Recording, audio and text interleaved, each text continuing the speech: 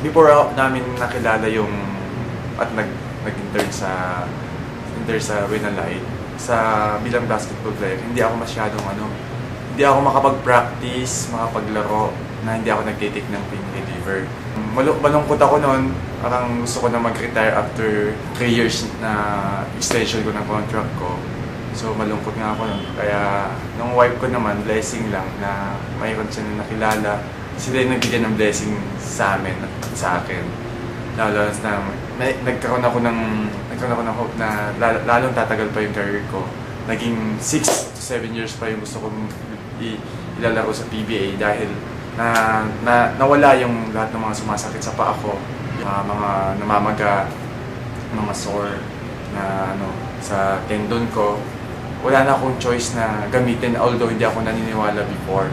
Wala na akong choice na kundi gawin kasi talagang sabi ko nga sa isip ko, naglalaro nga ako ngayon, malaki yung sweldo ko, pero isip ko na baka yung sisave ko na money, baka balang araw, dating na panahon, baka igagastos ko lang sa pagpapagamot ko sa katawan ko kasi yun nga, delikado ngayon sa kidney, sa katawan yung palaging nagtitake ng pain reliever.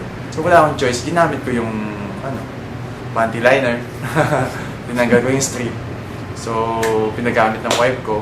So nung paggamit ko, mga gabi, so overnight, so nag-iba. Malaking nawala dun sa lahat ng yung sumasakit sa paa ko. Hindi na ako masyadong parang matanda na ng pag naglalakad tsaka tumatayo sa bed. So, tinuloy-tuloy ko lang siya. Siyempre, hindi naman kasi right away na matatanggal siya. Tuloy-tuloy ko lang kasi matagal ko na nag-aano yung pain talaga. So, tuloy-tuloy ko lang hanggat nung naramdaman ko na lang na nawawala at gumaganda na yung feeling dun sa paa ko. Tinigil ko din yung talagang mag-Gatorade every practice. Nalagay ko sa water ko yung strip. So parang yung feeling ko dati nung nag-Gatorade ako, mas maganda pa eh. Kasi natural water, tapos yung energy na binibigay ng Gatorade, parang mas maganda pa yung yung binibigay sa akin ng yung liner, yung ion. Tsaka, so yun, so ngayon hindi na ako nagtitake ng Cataplan na ginagamit ko hanggang ngayon.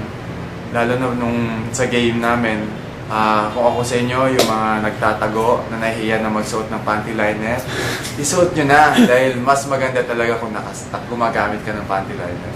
Kaya tayo mga kalalakihan, gumamit at mag-panty liner.